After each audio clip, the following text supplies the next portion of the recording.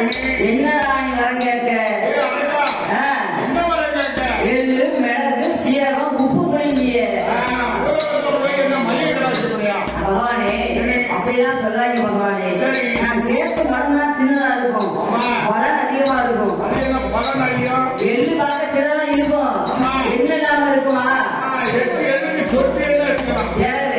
அந்த மாதிரி மிளகு சின்னதா இருக்கும்.